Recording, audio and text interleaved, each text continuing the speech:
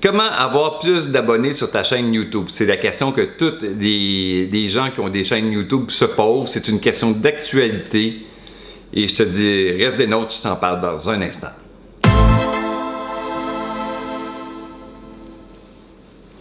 Alors, pour avoir plus d'abonnés sur ta chaîne YouTube, dans un premier temps, il faut savoir que tu dois faire ce que tu aimes. Si tu aspires, parce que tu débutes ta chaîne, devenir un Casey Neistat de ce monde, c'est bien, mais les probabilités que tu y arrives sont, il faut se mettre à l'évidence, sont pas tellement élevées. Je te dirais, si tu veux te partir une chaîne YouTube, d'abord, il faut que tu fasses des vidéos que tu aimes, sur des sujets que tu aimes et des sujets qui vont intéresser les abonnés de ta chaîne. C'est sûr que si tu fais des vidéos de toi sur la plage en train de jouer avec ton chien, peut-être que ça va intéresser tes amis et les membres de ta famille, mais peut-être que quelqu'un de l'extérieur n'y verra aucun intérêt à s'abonner à ta chaîne et à regarder tes vidéos.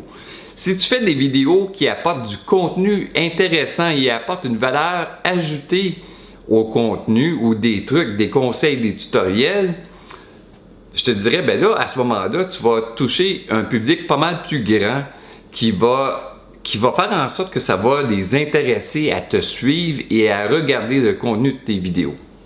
Alors évidemment, crée des vidéos à ton image et crée du mouvement alentour de tes vidéos. Si tu veux avoir plus d'abonnés, écoute, il faut que des gens en parlent des vidéos que tu présentes et que tu conçois. Alors, partage des liens sur Twitter, sur Instagram, sur Snapchat, sur Facebook. Il faut que tu sois présent partout sur les médias sociaux pour faire en sorte que des gens puissent véhiculer l'information traitant de tes vidéos que tu as mis en place. Alors, il faut absolument que tu te distingues des autres dans ton contenu et dans ta présentation. D'abord, qu'est-ce qui est super important? Ta vignette de ta vidéo. Tu dois y consacrer un temps qui est nécessaire pour avoir on pense que les vignettes, c'est pas important, mais des vignettes dans tes vidéos, dans les moteurs de recherche, c'est qu'est-ce qui va faire en sorte que les gens vont attirer leur attention sur la vidéo que tu as à présenter. Alors, c'est important que ta vignette soit belle, soit bien conçue, soit attrayante. Et là-dessus, ne résine pas sur le temps que tu vas consacrer à faire de belles vignettes pour la présentation de tes vidéos. Tu peux aussi, pour croître, moi je ne le fais pas encore, peut-être qu'un jour je le ferai, mais on va voir qu'est-ce que le temps me réserve. Tu peux considérer la collaboration avec d'autres YouTubers qui ont à peu près le même nombre d'abonnés que toi sur leur chaîne et qui traitent ou qui ont un petit peu la même approche que toi dans leur façon de faire. Cet échange-là va permettre de se partager d'abord des visionnements et des abonnés, parce que si le contenu est sensiblement le même d'une chaîne à une autre, avec des différences, bien, il est possible que des abonnés de la chaîne avec qui tu vas collaborer vont être intéressés à devenir abonnés avec toi et vice-versa. Alors, les collaborations peuvent être une façon de grandir ta chaîne d'une façon exponentielle. On va se dire les vraies affaires. Oublions des statistiques sur les chaînes. Si tu as une chaîne YouTube, c'est parce que tu aimes faire des vidéos. Des fois, tu peux regarder une chaîne qui a plusieurs abonnés, mais que cette chaîne-là a un taux de visionnement d'à peu près 20%. Ça veut dire que les vidéos sont assez ordinaires et ils ne captent pas l'attention des gens. Alors moi, je préfère avoir un petit peu moins d'abonnés, mais que mes abonnés qui regardent mes vidéos les regardent à 60% ou à 50%. C'est sûr qu'on vise un 100% de visionnement, mais il faut se rendre à l'évidence que c'est improbable. Mais encore faut-il que le nombre d'abonnés n'a pas tellement d'importance si tu fais ce que tu aimes. Si tu fais des vidéos parce que tu aimes ça faire des vidéos, et que tes vidéos sont intéressantes et t'apportent une valeur ajoutée dans ton contenu, forcément, ce n'est qu'une question de temps pour croître ton nombre d'abonnés dans ta chaîne. Maintenant, l'autre façon, c'est d'avoir une date, une période précise pour uploader et mettre en ligne tes vidéos. Si tu uploads une vidéo juste une fois de temps en temps, considère pas avoir une croissance rapide sur ta chaîne. Il faut que tu sois visible et sur une base régulière, au moins une fois par semaine. Et certains vont dire, fais des vidéos toujours à une date précise, ou à une heure précise dans la semaine.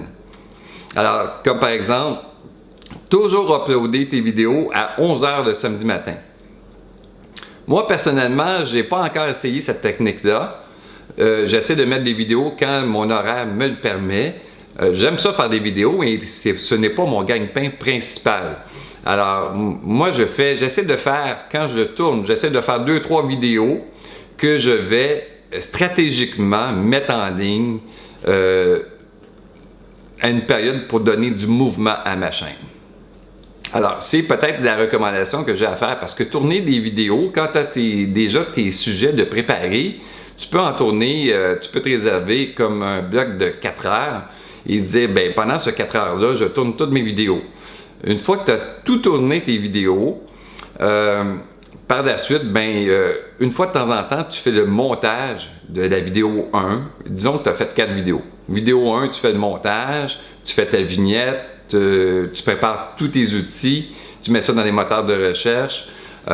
C'est quelque chose tu peux prendre d'avance sur les mises en place et des uploads de tes vidéos. Une chose qui est super importante aussi, j'ai fait une vidéo sur comment bien taguer tes vidéos. En fait, c'est des mots-clés de ta vidéo. C'est super important. Si tu veux augmenter ta visibilité sur ta chaîne YouTube, utiliser des bons mots-clés, c'est quelque chose d'essentiel. Alors, je t'invite à visionner la vidéo qui est juste ici pour bien comprendre, bien voir comment bien taguer des vidéos. J'utilise un logiciel qui s'appelle TubeBuddy. Si tu ne connais pas, va voir la vidéo. C'est un logiciel qui va t'aider à trouver des bons mots-clés pour que tes vidéos soient parmi les premiers dans les moteurs de recherche. Certains vont prétendre que d'avoir une niche, c'est bien pour croître le nombre d'abonnés sur leur chaîne. J'aurais tendance à dire que oui. Ça va toujours avec qu'est-ce que tu aimes faire. Si tu veux faire une niche puis dire, moi, je veux parler uniquement de produits de beauté, c'est ton choix. Si toi, ta niche, c'est de dire, moi, je veux parler simplement technologie, c'est ton choix aussi. Personnellement, moi, les niches, j'aime pas tellement ça. J'aime mieux avoir des sujets variés et traiter de sujets qui vont me passionner, des sujets qui vont m'interpeller. Comme par exemple, j'ai fait une vidéo il y a peut-être, en début lorsque j'ai lancé ma chaîne il y a 7 mois, j'ai fait une vidéo sur une application nautique. On s'entend-tu pour dire que des gens qui ont un intérêt pour des applications nautiques sont pas tellement élevés? Alors, quand j'ai mis la vidéo en ligne, je savais fort bien que l'intérêt pour regarder cette vidéo-là n'était pas pour être super élevé. Mais à peu près 1000 personnes qui ont vu ma vidéo amener jusqu'à maintenant, je suis sûr que je les ai aidés en parlant de cette application nautique-là.